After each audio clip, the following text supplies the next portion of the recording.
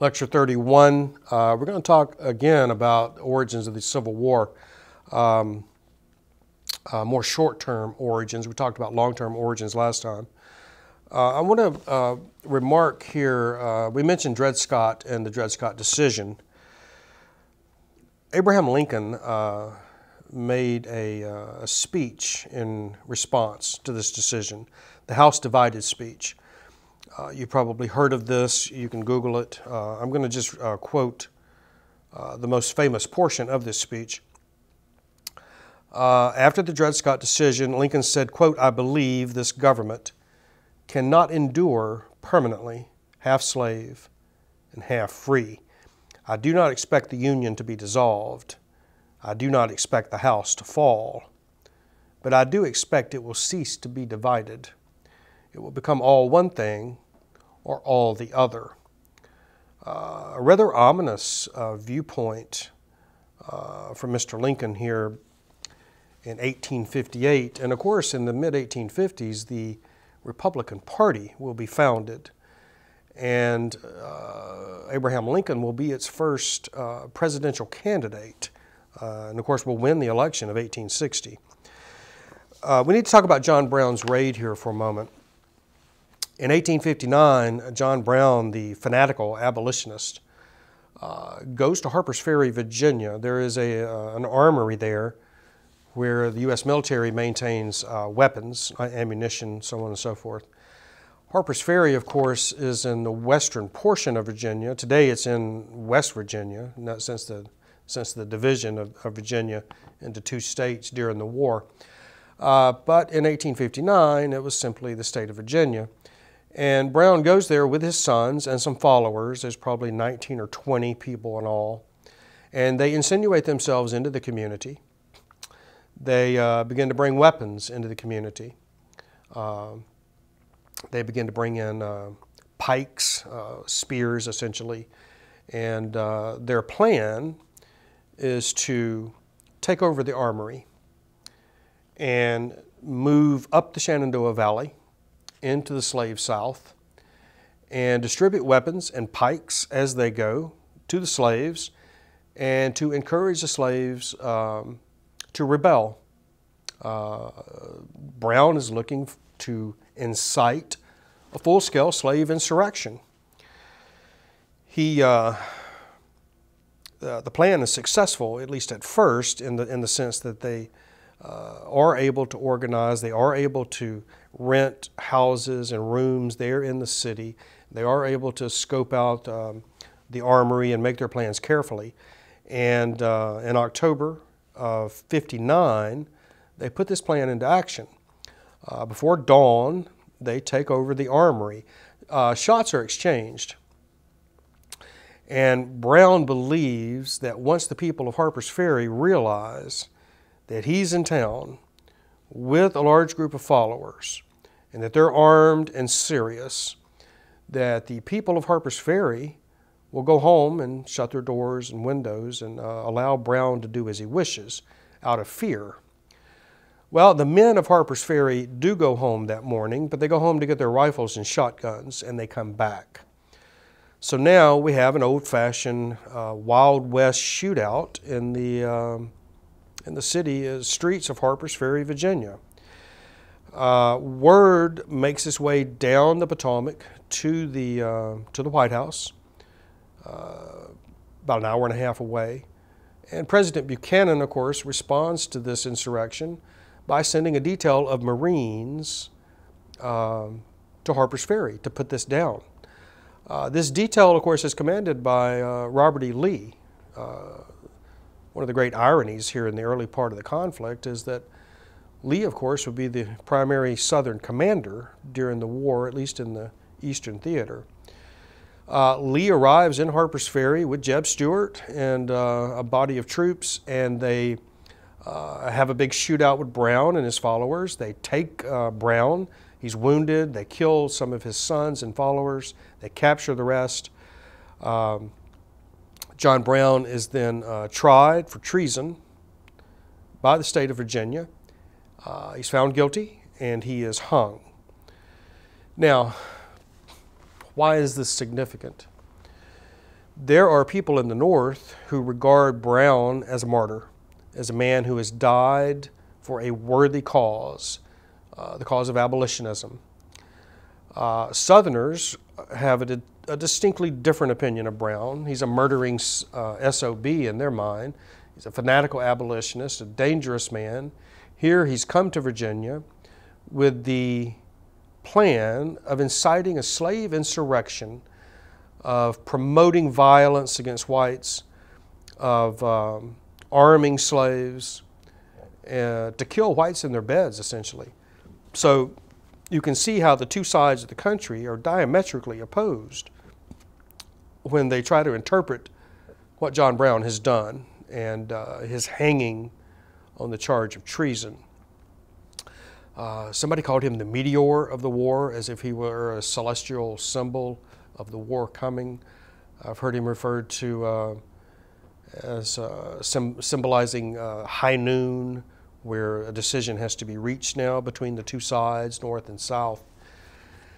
So Brown is going to have the effect also of frightening the South to the point where they begin to organize state militias. And it is these state militias that will form the foundation of the Confederate Army, which will fight the Civil War beginning the next year. The next short-term cause of the war, of course, is the election of Abraham Lincoln in 1860. A year after John Brown's raid, in November of 1860, Abraham Lincoln, the Republican, is elected president. Now, you can look at the map here and see the distribution of votes, popular and electoral. And you can see that the South is solidly Democratic, and the North is solidly Republican. Now, when you look at this map, you can begin to see sectionalism actually depicted in the map. Our country is beginning to look like two countries after November of 1860. The southern states, especially the deep southern states, especially South Carolina, are terrified by the election of Abraham Lincoln as president. They believe that this symbolizes a dramatic turn for federal policy. They're fearful that the institution of slavery may be abolished. They fear that their way of life may be coming to an end. And Lincoln's election so frightens them that talk of secession begins. In fact, Lincoln's elected in November of 1860, and South Carolina will secede from the Union the very next month, in December of 1860. I think we should point out that on the political gamut of politicians' positions on slavery, that Lincoln lies somewhere in the middle. If on the one extreme you have Southern slave owners, and on the far other extreme you have fanatical abolitionists like John Brown, Lincoln lies somewhere in the center. Remember that Abraham Lincoln, in his campaign to become president, promised that he had no designs on slavery where it already existed in the South. Lincoln's policy on slavery was this.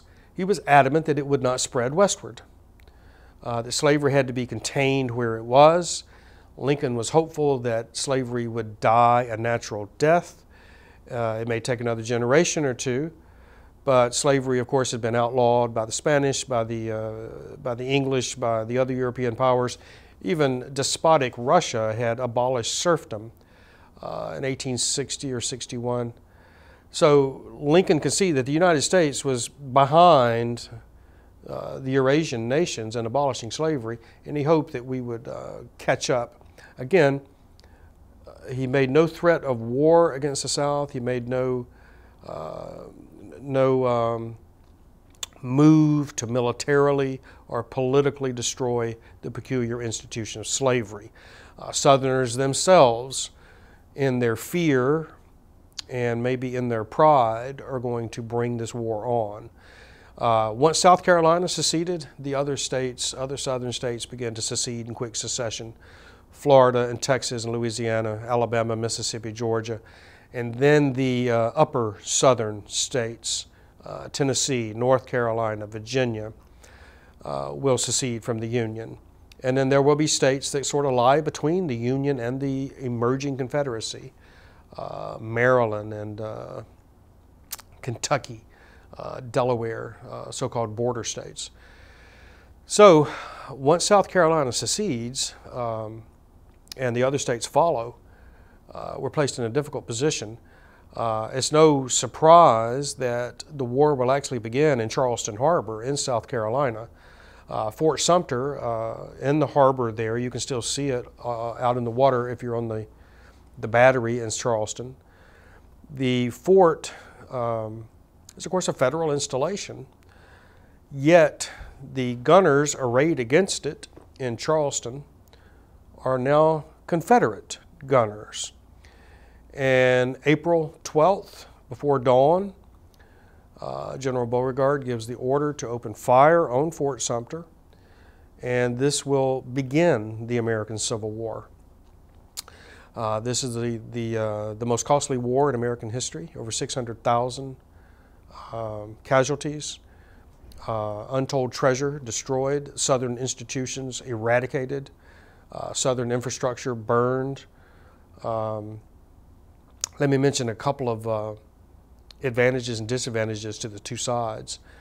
The North clearly has material advantages. They have more people.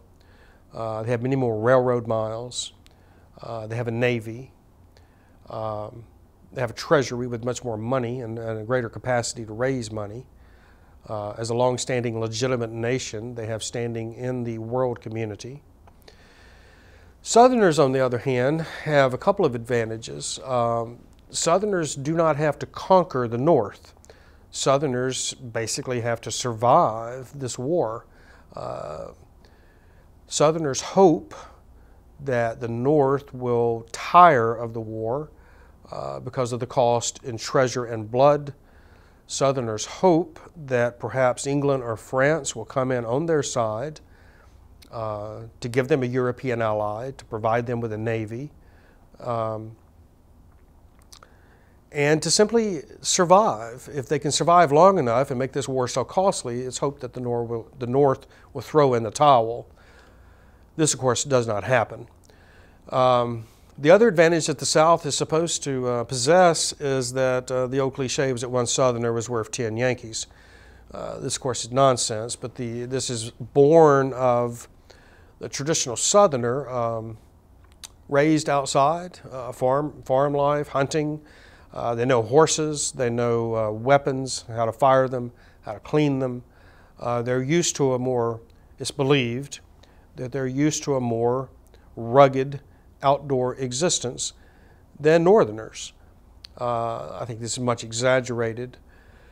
The only other advantage I can think of for the South as the war begins is perhaps in the leadership qualities of the Southern commanders. Lincoln will go through a lot of commanders trying to find somebody who can lead the Army of the Potomac in battle and win.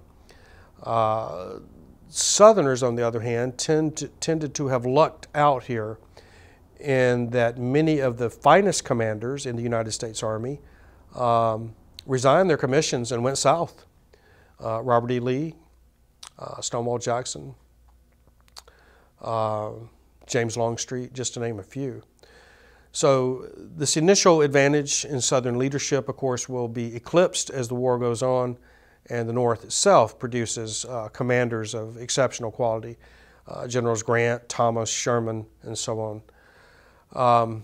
When we get back, we're going to talk about some decisive campaigns of the war, and then we'll finish up the Civil War. Thank you.